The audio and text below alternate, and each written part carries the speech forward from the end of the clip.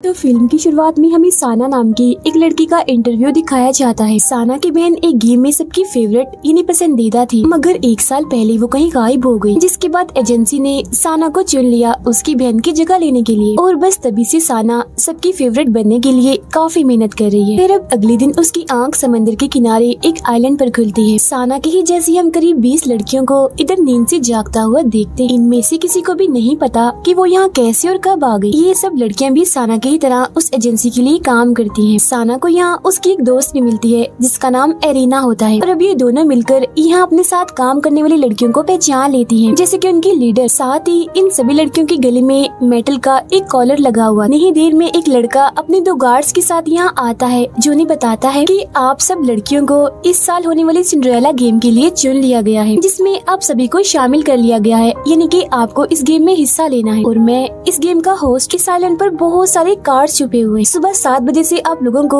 वो कार्ड्स ढूंढने में लग जाना है, और शाम के 7 बजते ही एक क्लब, जो कि दरअसल एक गेम खेलने की जगह है, वहाँ पर पहुँच जाना है। वहाँ आप सभी के बीच कार्ड्स गेम खेली जाएगी, और जो गेम हार जाएगा उसे इस गेम से निकाल दिया जाएगा। आप सभी के बैग में अपना अपना मोबाइल है, जिसके अंदर सभी कार्ड्स की लोकेशन डाली हुई है, मतलब कि कार्ड्स का पता कि कौन सा कार्ड किधर है, ताकि कार्ड्स आप सभी को आसानी से मिल जाएं। जो भी आखिर तक इस गेम में टिका रहेगा, मतलब जो इस गेम को जीत जाएगा, उसे इस मुल्क का सबसे फेवरेट बना दिया जाएगा, यानी जिसे सब लोग पसंद करेंगे, जिसके बाद उसे इनाम मिलेगा। फिल्म्स और एड्स में काम करने के लिए बहुत सारे एल्बम्स मिलेंगे। तभी एक लड़की बोलती है कि मुझे इस बकवास गेम में कोई दिलचस्पी नहीं है, और यहाँ से जाने लगती। उसे जाता देखकर एक गार्ड अपने टैब का बटन दबाता है, जिसके फौरन बाद वो मेटल का कॉलर जो उस लड़की के गले में बंधा था वो आवाज करने लगता है, और फिर तभी अचानक उस लड़की की मौत हो जाती है। उन्हें ये नजारा दिखाकर गेम होस्ट कहता है कि तुम सबके कॉलर में जहर का इंजेक्शन लगाया हुआ है, जो हमारे एक बटन दबाते ही उस इंसान में चला जाएगा, जिससे उसकी मौत हो जाएगी। तो यहाँ से भागने का तो बिल्कुल भी मत सोचना। अब ये जानकर सारी लड़कियाँ काफी डर जाती हैं और समझ जाती हैं कि हम इस जानलेवा गेम में फंस गई हैं। वो ये भी जान लेती हैं कि हमारी एजेंसी ने ही मोटी रकम लेकर हमें यहाँ पर भेजा है। इसके बाद गेम होस्ट उन्हें गेम के और असूल बताने लगता है कि आइलैंड पर आप लोगों को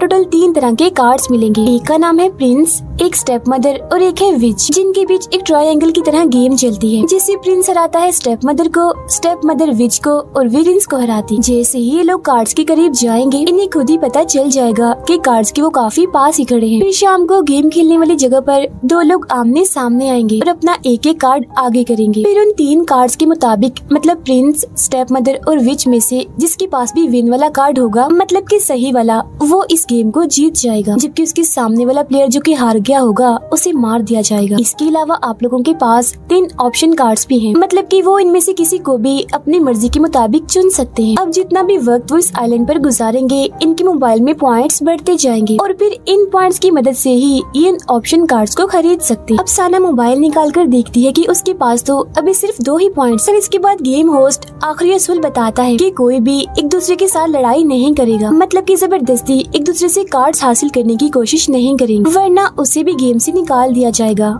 मार कर। और इसी के साथ गोली चलाकर वो सिंड्रेला गेम की शुरुआत कर देता, जिसके बाद सभी लड़कियां कार्ड्स ढूंढने के लिए आइलैंड के अंदर भागती। थोड़ा आगे जाने पर साना को एक कार्ड मिल जाता है, मगर वो उसे एरिना को दे देती है कि इसे तुम रख लो। फिर वो देखती है कि एक लड़की दूसरी लड़की के पीछे भाग रही है, तब उसे लगता है कि ये दोनों लड़ रही हैं, तो वो भी मदद करने के लिए इनके पीछे भागती है। अब जो लड़की पीछे भाग रही थी वो उस लड़की को पकड़ ही लेती है और उससे कार्ड छीनने की कोशिश करती है, जिससे तभी उस लड़की का कॉलर बचने लगता है और वो मारी जाती है। जिसके बाद गेम होस्ट उसकी मौत का ऐलान करता है और एक बार फिर सबको बताता है कि ऐसे मत करो, एक दूसरे के साथ ना लड़ो तो ही अच्छा है। जिसके बाद अब साना उस लड़की के साथ आगे बढ़ने लगती है। तभी साना के मोबाइल में कार्ड के करीब होने का बताया जाता है। तब भागकर साना उस कार्ड को उठा लेती है, मगर ये कार्ड भी वो उस लड़की को ही रखने के लिए दे देती है। अब शाम के 7 बजने ही वाली थी। साना उस लड़की को कहती है हमें गेम वाले एरिया में चलना चाहिए। वो लड़की साना से पूछती है तुम्हें कितने कार्ड्स मिले हैं। तब खुशी खुशी साना अपने बैग से कार्ड्स निकाल कर उसे दिखाने लगती है, जो 2 थे, और तभी वो लड़की उन कार्ड्स को छीनकर भाग जाती है। अब यहाँ वो समझ जाती है कि इस लड़की ने मेरी अच्छाई का फायदा उठाया है, ये एक धोखेबाज लड़की। और पहली लड़की जो मरी थी वो भी दरअसल इस चालाक लड़की के पीछे इसीलिए भाग रही थी ताकि अपने कार्ड्स इससे वापस ले सके, क्योंकि इसने उसके भी कार्ड्स छीन लिए थे। चालाक लड़की कहती है मेरे पास अब पूरे 5 कार्ड्स हो गए हैं, देखना इस गेम को मैं ही जीतूंगी, और यहाँ से भाग जाती।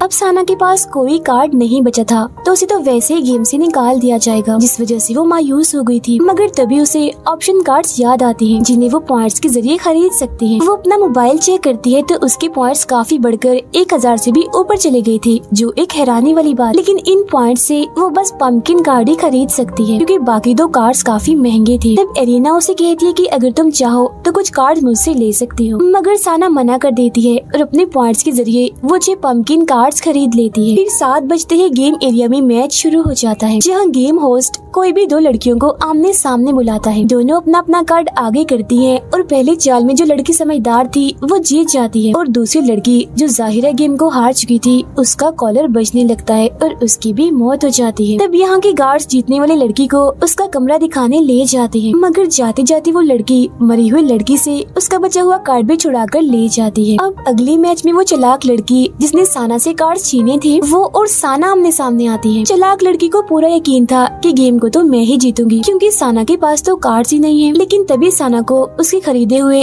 6 कार्ड्स दे दिए जाते हैं। दोनों जैसे अपने अपने कार्ड्स को आगे करती हैं तो गेम होस्ट उन्हें ऑप्शन कार्ड्स के बारे में बताने लगता है कि अगर पंपकिन कार्ड जो साना के पास है उसके सामने अगर कोई भी नॉर्मल कार्ड डाला जाए तो इस गेम को रोक दिया जाता है, और जो दूसरा कार्ड है मिडनाइट वो पंपकिन कार्ड को हरा सकता है। और सबसे आखिरी ऑप्शन कार्ड है ग्लास कार्ड जो इतना महंगा है कि मैं आपको क्या ही बताऊं। जिसके बाद अब दोनों अपने आगे की चालें चलने लगती हैं, और क्योंकि साना ने सारे ही पंपकिन कार्ड्स खरीदे थे तो वो सारे मैच ही खत्म करती रहती है। जिसके बाद आखिर में उस चालाक लड़की के पास उसके सारे 5 कार्ड्स खत्म हो जाते हैं, जिससे वो ये गेम हार जाती है। वो रोना धोना तो बहुत करती है मगर इसके बावजूद भी उसका कॉलर बचता है और उसे भी मार दिया जाता है। अब हालांकि उसने साना के साथ अच्छा नहीं किया था मगर फिर भी उसे उस चालाक लड़की की मौत पर काफी दुख होता है। जिसके बाद साना को भी उसके कमरे में ले जाकर छोड़ दिया जाता है। अब साना की दोस्त एरिना भी एक लड़की से इस गेम को जीत जाती है और वो साना के साथ वाले कमरे में आती है। दोनों कान लगाकर दीवार के जरिए एक दूसरे से बातें कर रही थी। एरिना उसे कहती है हमें अब एक टीम की तरह काम करना चाहिए, हम अलग अलग होकर इस आइलैंड पर कार्ड्स ढूंढेंगे और शाम होने पर उन्हें आपस में बांट लेंगे। रात में साना को एक सपना आता है जिसमें वो अपनी बहन को इस आइलैंड पर भागता हुआ देखती है। फिर अगली सुबह गेम का दूसरा दिन शुरू हो जाता है, जहाँ अब सिर्फ 9 लड़कियां ही जिंदा बची थी। 7 बजते ही वो कार्ड्स को खोजने आइलैंड के अंदर चली जाती है। साना और एक लड़की की नजर एक साथ ही एक कार्ड पर जाती है। तब साना जल्दी से भागकर वो कार्ड ले लेती है, लेकिन इस चक्कर में वो एक खाई में गिरने वाली हो जाती है। लेकिन वो दूसरी लड़की उसका हाथ पकड़कर उसकी जान बचा लेती है और मदद करने के बदले में वो साना से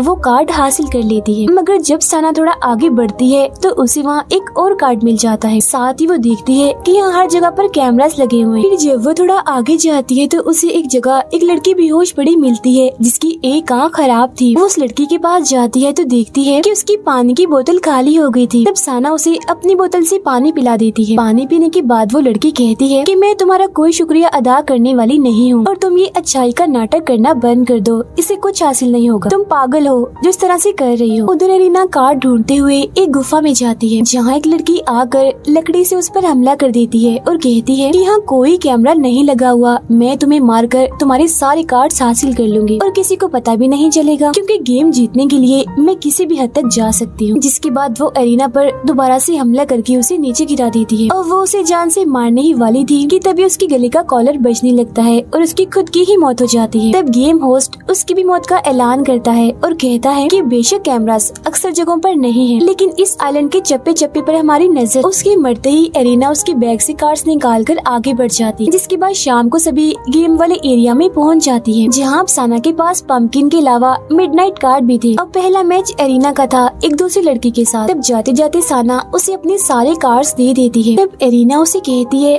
अगर मैं गेम में हार गई मतलब मैं मारी गई तो तुम जल्दी से अपने सारे कार्ड्स वापस ले लेना। अब पहला मैच खत्म हो जाता है क्योंकि एरिना के पास पंपकिन कार्ड था। इसके बाद दूसरी चाल में सामने वाली लड़की मिडनाइट कार्ड चलती है, जबकि एरिना विच कार्ड। जो देख गेम होस्ट उस लड़की को कहता है तुम गेम हार गई हो क्योंकि मिडनाइट कार्ड सिर्फ पंपकिन कार्ड को ही हरा सकता है और नॉर्मल किसी कार्ड को नहीं। जिसके बाद उस लड़की को भी मार दिया जाता है और एरिना साना के गले लगने के बहाने अपने भी सारे कार्ड्स उसे दे देती है। जिसके बाद आमने सामने आती है साना और वो लड़की जिसने खाई में गिरने से उसकी जान बचाई थी। वो लड़की यहाँ एक चाल चलती है, वो बताती कुछ है और सामने कोई और कार्ड लाती है। जो देख साना पंपकिन कार्ड सामने रखकर इस मैच को रोक देती है। ऐसा कुछ देर तक चलता रहता है, मगर तभी आखिर में उस लड़की के पास एक ही कार्ड था, पंपकिन, जिसे वो सामने रख देती है। ठीक इसी वक्त साना अपना मिडनाइट वाला कार्ड रख देती है जिसने खरीदा था, और क्योंकि मिडनाइट कार्ड पंपकिन कार्ड को हरा देता है तो वो लड़की इस गेम को हार जाती है और उसे मार दिया जाता है, जबकि साना गेम को जीत जाती है। अपने अपने कमरों में जाने के बाद एरिना साना से कहती है कि मैंने आइलैंड में एक जगह करीब 10 कार्ड्स देखे हैं, तो कल हम एक साथ होकर उस जगह पर कार्ड्स लेने जाएंगे। अब यहाँ साना काफी परेशान थी। वो एरिना को कहती है कि मुझे ये फिक्र सता रही है कि एक वक्त ऐसा भी आएगा जब हम दोनों ही एक दूसरे के आमने सामने आएंगे। जिस पर एरिना मुस्कुराते हुए कहती है कि अगर हम दोनों में से कोई भी जिंदा बचकर यहाँ से निकल गई तो मुझे बहुत खुशी होगी। अब साना को फिर से सपने में उसकी बहन नजर आती है जो लटकी हुई। फिर इसके बाद गेम का तीसरा दिन आ जाता है जहाँ अब सिर्फ 4 लड़कियां ही जिंदा बची थी। तब प्लान के मुताबिक एरिना और साना उस 10 कार्ड्स वाली जगह पर जाने लगती हैं, जहाँ वो लड़की जिसकी आँख खराब थी वो भी उनका पीछा कर रही। दोनों उस जगह पर जाके देखती हैं कि यहाँ 10 नहीं बल्कि बहुत सारे कार्ड्स पड़े हुए हैं, मगर उनमें से सिर्फ 10 कार्ड्स ही असली थे, बाकी सब नकली थे। तो वो उनमें से असली कार्ड्स ढूंढने लगती हैं, मगर तभी इधर वो खराब आंख वाली लड़की जो इनका पीछा कर रही थी इधर आकर इन सभी कार्ड्स को उठाने लगती, जिस वजह से उसके और एरिना के बीच खींचातानी शुरू हो जाती है, जिस दौरान उस लड़की की आंख पर लगी पट्टी गिर जाती है। तब एरिना उसकी वो पट्टी उठाकर उसका मजाक बनाने लगती है। वो लड़की अपनी पट्टी लेने के लिए एरिना के पीछे भागती है और उसे नीचे गिरा देती है। तब एरिना जो बहुत ही चालाक थी यहाँ झूठ मूठ कर रोने लगती है। उसने क्योंकि उस लड़की को यहाँ फंसा दिया था कि इसने मुझे चोट पहुँचा दी है, जिससे उस लड़की का कॉलर भी बचने लगता है और बगैर किसी वजह से ही उस बेचारी की मौत हो जाती है। जिसके बाद एरिना उठती है और साना से कहती है, मानती हूँ तुम अच्छी हो, लेकिन अब तुम मुझे अच्छाई का भाषण ना ही देना तो अच्छा है, क्योंकि तुम पागल हो, डरपोक हो, तुम्हारी तरह हाथ पर हाथ धरकर बैठने से कुछ नहीं होता। जिसके बाद वो साना को उसके हिस्से के कार्ड देकर बोलती है, अब हमें अलग हो जाना चाहिए। तब इतनी ही देर में यहाँ तीसरी बची लड़की भी आती है जो इन सब हालात की वजह से दिमाग से पागल हो गई थी। वो एरिना के कार्ड छीनकर पहाड़ की तरफ जाने लगती है और वहाँ से सारे कार्ड्स वो समंदर में फेंक देती है। जिसके बाद जब वो रो रही थी तो खुद भी वहाँ से फिसल जाती है, लेकिन साना उसका हाथ पकड़कर गिरने से उसे बचा लेती है। तब एरिना भी उनकी मदद करने आती है और साना को पकड़ लेती है ताकि वो गिर ना जाए, मगर तभी उसके दिमाग में ख्याल आता है कि ये तो मेरे पास बहुत अच्छा मौका है, मैं इन दोनों जिंदा बची लड़कियों को गिरा देती हूँ, जिसके बाद मैं इस गेम को जीत जाऊंगी। इस सोच के बाद जैसे वो साना को छोड़ती है तो वो दोनों नीचे समंदर में गिर जाती है। मगर शाम को हम देखते हैं कि साना मरी नहीं है बल्कि वो जिंदा है, खुद भी और उस लड़की को भी समंदर से वो बाहर लाती है। वो लड़की साना को कुछ अच्छी बातें बोलकर फिर उसका शुक्रिया अदा करती है और फौरन ही मर जाती है। इसके बाद गुस्से में साना गेम वाले एरिया में जाती है जहाँ एरिना आकर उसके गले से लग जाती है। वो देखती है कि एरिना का कॉलर तो पहले से ही बज रहा है। तब मरते मरते एरिना उससे माफी मांगती है कि मैंने तुम्हारी बहन को भी मारा था और तुम्हारे साथ भी अच्छा नहीं किया। जिसके बाद एरिना की भी मौत हो जाती और अब इस गेम में सिर्फ साना ही बची थी। वो पूछती है कि मैच खेले बगैर ही आपने एरिना को क्यों मारा, जिस पर गेम होस्ट कहता है क्योंकि पिछले साल वो सिंड्रेला गेम में जीत गई थी और फाइनल मैच इन्हीं आखिरी गेम में उसने तुम्हारी बहन को हराया था, लेकिन अब मुझे चेयरमैन से ये ऑर्डर मिला था कि मैं एरिना को ये गेम जीतने ना दूं, और वैसे भी वो बहुत तेज है तो गेम देखने वाले लोग उसे तंग आ गए हैं। आगे वो बताता है कि जो सिंड्रेला गेम है और इसमें जितने भी मैच दिखाए गए ये एक शो है जो आइलैंड पर लगे कैमरास की मदद से रिकॉर्ड किया जाता है और लोग पैसे देकर इस शो को देखते हैं। जिसके बाद इन पैसों को सभी प्लेयर्स की खूबियों के हिसाब से पॉइंट्स में बदल दिया जाता है। जैसे साना शुरू से ही यहाँ पर हर किसी की मदद करने की कोशिश कर रही थी, जिससे वो सब देखने वालों की फेवरेट बन गई थी और यही वजह है कि उसके पॉइंट्स इतनी तेजी से बढ़ रहे हैं। जिसके बाद टीवी होस्ट को चेयरमैन की तरफ से ऑर्डर मिलता है कि साना को एक आखिरी गेम खेलनी होगी, मतलब कि फाइनल। जिस सुन साना कहती है अब तो कोई जिंदा बचा ही नहीं तो मैं किसके साथ आखिरी गेम खेलूंगी। तो फौरन ही एक जगह से साना की बहन निकल कर बाहर आती है जो मरी नहीं थी बल्कि अभी जिंदा थी, क्योंकि पिछले साल वो आखिरी गेम में हार तो गई थी मगर उसे मारा नहीं था और अब उसे एक और मौका दिया जा रहा है सबकी फेवरेट बनने के लिए, जिसके लिए गेम उसे अपनी बहन के साथ ही खेलनी है। वो अपनी बहन साना के सारे कार्ड्स उसे लेकर गेम खेलने चली जाती है, क्योंकि वो दरअसल एक खुद गर्ल्स लड़की थी जो ये बिल्कुल भी नहीं चाहती थी कि उसकी बहन ये गेम जीते और सबकी फेवरेट बने। मशहूर होने के लिए वो इतनी अंधी हो गई है कि उसे कोई परवाह नहीं है कि सामने वाले से उसका क्या रिश्ता है। जिसके बाद दोनों बहनों को आखिरी फाइनल मैच के लिए एक दूसरे के आमने सामने खड़ा कर दिया जाता है। अब यहाँ आने से पहले भी साना ने एक ऑप्शन कार्ड खरीदा होता है, मगर वो कौन सा था ये अभी हमें नहीं दिखाया जाता, लेकिन उसे वो कार्ड लाकर दे दिया जाता है। साना की बहन अपने कार्ड में से एक कार्ड चलाती है और साना से कहती है, मेरी प्यारी बहन तुम ऐसा करो, जानबूझकर हार जाओ इस गेम को ताकि तुम्हारी बड़ी बहन का सपना पूरा हो जाए सबकी फेवरेट बनने का। लेकिन यहाँ पर साना अपना इकलौता ऑप्शन कार्ड आगे करती है और ये कार्ड था ग्लास कार्ड, जो देख फौरन गेम होस्ट कहता है कि साना का कार्ड जीत गया है, क्योंकि ग्लास कार्ड असल में सबसे कीमती और खास है जो हर कार्ड को हरा सकता है और इसे खरीदने के लिए 30,000 पॉइंट्स लगते हैं, जो कि आज तक इस गेम में किसी के भी नहीं हुए थे। और ये पहली बार हुआ था कि किसी ने उस कार्ड को खरीदा, इन्हें साना ने, क्योंकि पब्लिक यानी गेम देखने वाले सारे लोग उसके साथ हैं, उसे खूब पसंद कर रहे हैं और उसका साथ दे रहे हैं। वजह सिर्फ एक ही है, उसकी अच्छाई। तब साना की बहन रोते रोते यहाँ से भाग जाती है, मगर फिर भी उसकी मौत हो जाती है। इसके बाद साना भी यहाँ से चली जाती है। गेम होस्ट उसके पास आता है, कहता है तुम इस साल की सिंड्रेला गेम की विनर हो, मतलब कि तुम इस गेम को जीत गई हो। जो कहकर वो उसे इनाम देता है, यानी अवार्ड। साना अवार्ड लेकर रोने लगती है और पानी में चली जाती है। तब उसके पीछे पीछे गेम होस्ट भी आता है और उससे पूछता है कि गेम जीतकर तुम्हें कैसा लग रहा है, तुम सबकी फेवरेट बन गई हो, तुम्हारे लाखों फैंस तुम्हें देख रहे हैं, जरा इनकी तरफ देखो। तब साना कैमरा की तरफ देखकर सिर्फ अपने फैंस के लिए मुस्कुराने लगती है, जबकि अंदर से वो काफी दुखी थी। हमें इस गेम से ये सबक मिलता है कि हमें हमेशा अपने से ज्यादा दूसरों के बारे में सोचना चाहिए, फिर बेशक हम कितनी बड़ी मुसीबत में ही क्यों ना हो, क्योंकि अगर हम अच्छे होंगे,